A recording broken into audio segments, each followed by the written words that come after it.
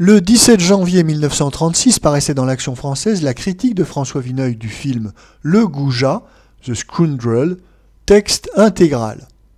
Monsieur Noël Coward est l'enfant gâté du public londonien, qui tient, paraît-il, ce jeune auteur dramatique pour son Sacha Guitry. Faute d'informations, je n'ai pas d'opinion personnelle sur ce monsieur Coward.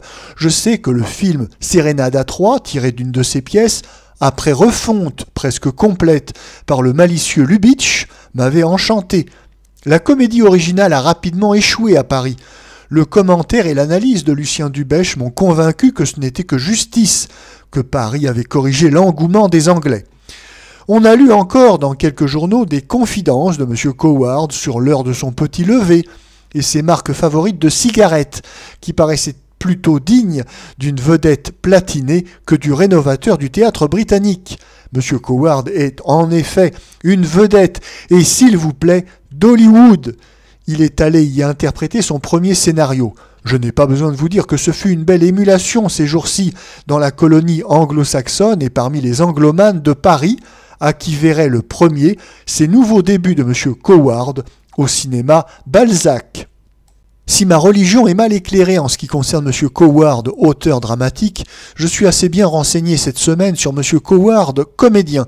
Je disais il y a quelques lignes que cet homme encore très jeune est un enfant gâté, et cela se sent bien à ses façons nonchalantes, à son assurance, un peu méprisante devant le public.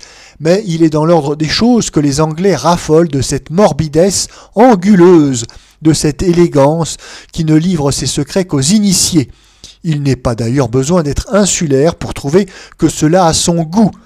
J'ignore s'il y a quelque vraisemblance à comparer M. Coward, auteur, à M. Sacha Guitry, mais je pense pour ma part qu'il est un meilleur comédien parce que plus imprévu, au moins dans un rôle comme The Scoundrel.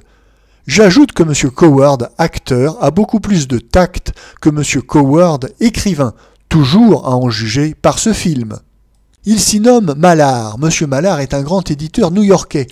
On voit d'abord ses auteurs, le feuilletoniste à gros tirage, le fauve d'avant-garde, le vieux bas bleu, le romancier grave, pontifiant, admiré parce qu'ennuyeux, type un peu chargé, mais dont la caricature est poussée dans le sens de la vérité.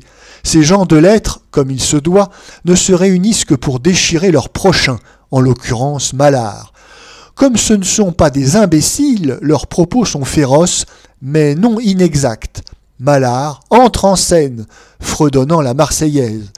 Il tranche de haut les querelles, les sollicitations de son troupeau d'auteurs. En quelques répliques, l'homme est situé, intelligent et terriblement désabusé. Voilà des propos, des caractères assez étrangers jusqu'à ce jour au cinéma. Je ne dis pas qu'on ne nous ait jamais montré d'hommes de la chose littéraire, mais ils se comportaient comme des marchands de conserve ou des danseurs mondains. Monsieur Jules Romain pourrait dire que le début de The Scoundrel a comme un goût mental que l'on trouve peu souvent à l'écran. Nous pénétrons rapidement dans l'intimité de Mallard. Il appartient à une race éternelle que l'on appelait il y a 40 ans des fins de siècle, et dans les traits de qui chaque époque a cru reconnaître les traits de sa propre décadence. Il est certainement plus riche d'idées que tous les écrivains qu'il publie, mais trop pénétré de l'imperfection des œuvres humaines pour jamais rien créer lui-même. Les goûts que conserve ce blasé pour quelques œuvres d'art, pour quelques livres, sont exquis.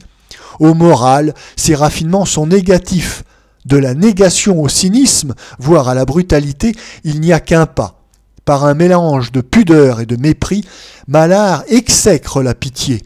Un vieil auteur sans talent, courbé sous les charges de la famille et de la guigne, vient solliciter un secours. Mallard le met froidement à la porte parce qu'il déteste les faibles. On devine son attitude avec les femmes. Elles le fatigueront toujours, ouvrez les guillemets, par la manie qu'elles ont de tenir un baiser pour un contrat, fermez les guillemets. Cependant, il a trop de succès pour les repousser toutes. Il se laisse émouvoir par le charme, le goût si frais et si pur de la vie d'une jeune poétesse qui lui a apporté de très beaux vers. Mallard a scrupule d'entraîner cette jeune fille dans une aventure qui ne pourrait être, il l'en avertit, qu'une passade. Mais la poétesse, fascinée par cet esprit et qui entrevoit déjà une merveilleuse conversion sentimentale, lui force presque la main. Mallard se laisse donc aimer avec délice dans les premiers jours. Ce n'est pas sans danger. un ex-fiancé, capitaine aviateur, un homme sans détour, vient lui tirer à bout portant une balle de revolver qui dévie de façon providentielle. Mallard ne tarde pas à être excédé par la passion exclusive de sa conquête. Le retour d'une de ses vieilles amies, Mademoiselle Chopin, remarquable pianiste, cœur brûlé comme le sien, est le signal d'une rupture qui se déroule aussi vilainement que possible. La poétesse, un soir, voudrait le retenir près d'elle. Elle en arrive à se rouler à ses pieds, dépeignée, défigurée par les larmes. Mallard se contente d'observer froidement qu'un pareil attachement est indécent, et il se retourne, bras croisés, pour ne pas voir un spectacle qui le choque. Il retrouve ses maîtresses et sa frivolité. À quelque temps de là, la poétesse vient cependant le revoir au moment où il va prendre l'avion pour les Bermudes. Ce n'est pas pour elle. Elle sollicite un secours pour son ex-fiancé, déchu par désespoir. Mallard refuse. On reconnaîtra que c'est son droit. L'étude de ce caractère d'une subtilité inaccoutumée au cinéma est poussée assez loin, sans un seul grossissement et sans que le dialogue prenne une place abusive. C'est un joli travail de psychologie concrète et acéré. Nous avons évité la rédemption par l'amour, ce qui est aussi assez digne de remarque. Mais voilà que la poétesse lance l'anathème à Mallard, ouvrez les guillemets. Puissiez-vous vous tuer en avion, votre mort ne fera pas verser une seule larme sur terre, fermez les guillemets. Cette invective crève brutalement la trame de l'intelligente analyse. Allons-nous vers un mélo ? Nous conservons encore l'espoir de nous en tirer, car l'avion de Mallard se perd presque aussitôt en mer, corps et biens. Nous notons un joli trait. Ce sceptique est allé à une catastrophe pour une femme en s'entêtant à rejoindre Mademoiselle Chopin, qui lui est aussi indifférente que 100 autres créatures. Nous sommes au reste assez rassurés sur son sort, car M. Coward joue la vedette, et une vedette ne peut pas disparaître au milieu d'un film. En effet, Mallard réapparaît dans son bureau, après nous avoir laissé le temps de faire le tour de ses relations et de constater qu'il ne laissait aucun regret sincère. Va-t-on nous jouer le vaudeville de la nécrologie prématurée, avec toutes ses conséquences ? Ce revirement serait assez dans la façon de M. Coward, ou du moins de ce que l'on en croit connaître. Mais non, cela est beaucoup plus grave. Mallard est bien mort et damné. Mais il a obtenu un sursis de la Providence. S'il parvient à trouver avant la fin du mois un être qui le pleure, il sera sauvé. C'est un fantôme qui court les rues en quête d'un rédempteur.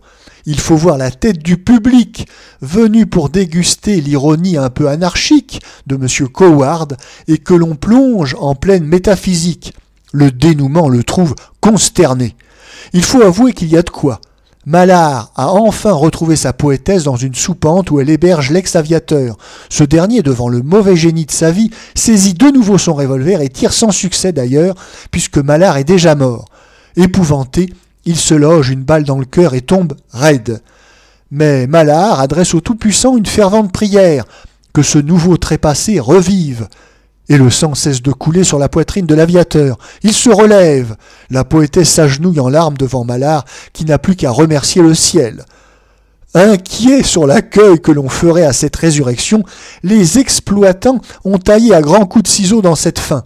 Mais ils n'ont évité le ridicule que pour rendre la scène parfaitement inintelligible. Les spectateurs n'en protestent pas moins, ils ont raison. Le passage de la comédie de mœurs la plus désinvolte, et par ailleurs très réussie, au symbolisme surnaturel est une gageure, et il ne faut pas que M. Coward ait tout l'esprit qu'on a dit pour s'y être risqué. La matérialisation de ce surnaturel, la voix qu'entend Mallard, les algues qu'il rapporte de son excursion sous-marine, est insoutenable. Le ton de la comédie, ce que nous avons appris de Mallard, ne nous préparait pas à cette suprême condamnation. Il eût fallu montrer que sous ses dehors légers et amers, Mallard commettait le péché d'orgueil, mais son cas relevait alors de la morale théologique que le cinéma n'est pas prêt, on le reconnaîtra, d'aborder. Mallard, en définitive, n'est ni un barbe-bleue ni un corrupteur, il n'est même pas menteur, il commet plutôt des excès de vérité. Il ne cherche pas de dupe, il a bien averti la poétesse du sort qui l'attendait. Ceci nous amène, pour finir, à la question de ce titre français qui est la plus grosse absurdité du film, Goujat. C'est l'insulte la plus sotte que l'on puisse adresser à cet élégant Mallard. J'ai ouvert mes dictionnaires, j'y ai lu scoundrel, crapule, coquin. À la vérité, M. Coward n'a guère été mieux inspiré que ses traducteurs. C'eût été une excellente occasion de le corriger, puisque M. Gide a pris l'immoraliste, un vieux mot français s'imposait, qui disait tout admirablement « le libertin ».